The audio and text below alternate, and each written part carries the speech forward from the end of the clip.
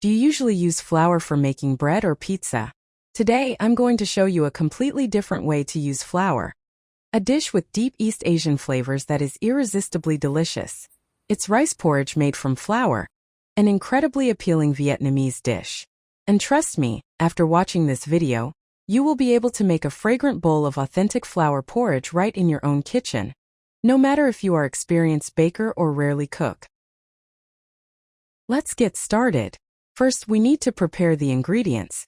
You will need 1 kilogram of all-purpose flour and 500 milliliters of warm water. Please note that you should choose a type of flour with medium protein content, around 10 to 12%. If you use flour with too low a protein content, the strands will be crumbly and easily break. However, if you use flour with too high a protein content, the strands will be too hard and chewy, making them difficult to eat. Using a spoon, make a hole in the center, and then pour in the 500 milliliters of warm water. The warm water will help the flour absorb the liquid faster and give the mixture better elasticity. After putting the yolks of 3 eggs into the strainer, use a spoon to gently press them through.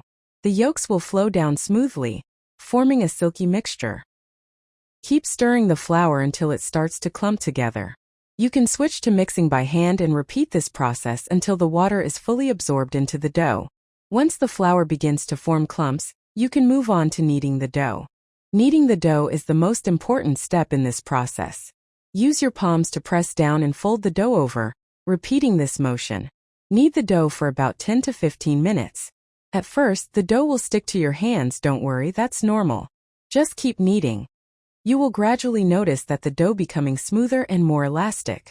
When it reaches the right consistency, it will form a smooth, non-sticky mass with good elasticity. Why do we need to knead for so long? Because the protein in wheat flour is gluten, and kneading helps these gluten strands develop and connect. Gluten is an elastic protein network, like an invisible mesh surrounding the starch. When you knead, these protein bonds become stronger, giving the finished bread its chewiness.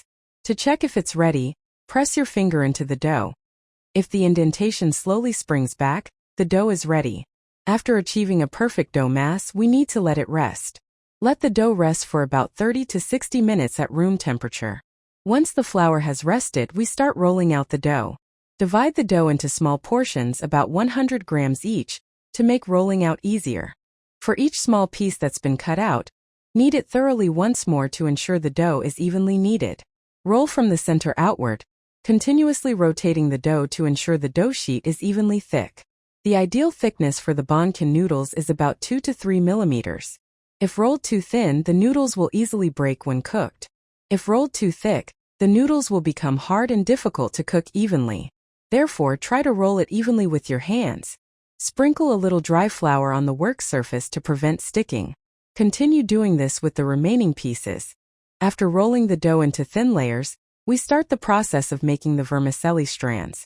First, stack the dough sheets on top of each other layer by layer.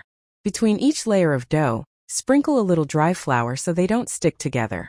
Stack about 3 to 4 layers of dough and then proceed to cut. At this point, cut the stacked dough into strips about 1 centimeter wide. Continue cutting evenly until all the stacked dough layers are used up. Once the cutting is done, we have the raw vermicelli dough ready for cooking porridge. Thus, the first step in making the rice vermicelli porridge is complete, creating the main dough ingredient. Where are you watching this video from? Please comment below and let me know. It's so great to know that we have viewers all over the world. If you haven't subscribed to my channel yet, you can subscribe by hitting the subscribe button. It means a lot to see your support. Now let's start making duck noodle soup. To begin, we need to prepare the clean duck meat. Cut into bite-sized pieces about the size of 2 to 3 fingernails, then add them to the pot. The first and most important step is marinating the duck meat with various seasonings to give it a rich flavor. Add ground ginger. It's very effective at removing the fishy smell from duck meat. Add a teaspoon of ground pepper. Pepper not only adds a warm spiciness, but also enhances the absorption of nutrients in the meat. Pour in some good fish sauce. It's the soul of Vietnamese cuisine. Fish sauce provides saltiness, umami, and a beautiful color to the meat. Add some seasoning powder and a pinch of salt to balance the flavor, creating a savory and slightly spicy base for the entire broth. Don't forget the chili powder. This tip adds a natural reddish-orange color, making it visually appealing, and adds a subtle heat that stimulates the taste buds. Finally, add a little oil to the mixture and stir well. The oil coating around the meat will keep it moist, preventing it from drying out during high-heat stir-frying. Stir everything well to ensure the seasonings penetrate every slice of meat. Let the meat rest and absorb the flavors for about 15 to 20 minutes. This waiting step is essential for the seasonings to deeply penetrate. Blanch the noodles for about 30 seconds to a minute. This step determines whether the noodles will be chewy and delicious or become soggy and crumbly. Right after blanching, drain the noodles and immediately plunge them into a bowl of cold water. Soaking the noodles in cold water right away prevents starch gelatinization. Cold water makes the noodles shrink, creating chewiness, crispness, and preventing them from sticking together. Soak the noodles in cold water for about 2 to 3 minutes, then drain them. Next, stir-fry the meat. Place the pan on the stove and heat the oil. Hot oil will help the ingredients firm up quickly, while keeping the meat's moisture. Sauté the chopped shallot and minced garlic until fragrant, but avoid burning it as it will become bitter. Add a pinch of chili powder now. The oil will turn a nice red hue and emit a spicy aroma. Once the garlic is fragrant, add the entire marinated duck meat mixture to the pan. Stir constantly over high heat to cook the meat until it firms up and evenly coats it with the seasonings. Stir-fry until the duck meat is firm, with a slight char on the edges. The Maillard reaction now takes place, creating the distinctive aroma of grilled or stir-fried meat.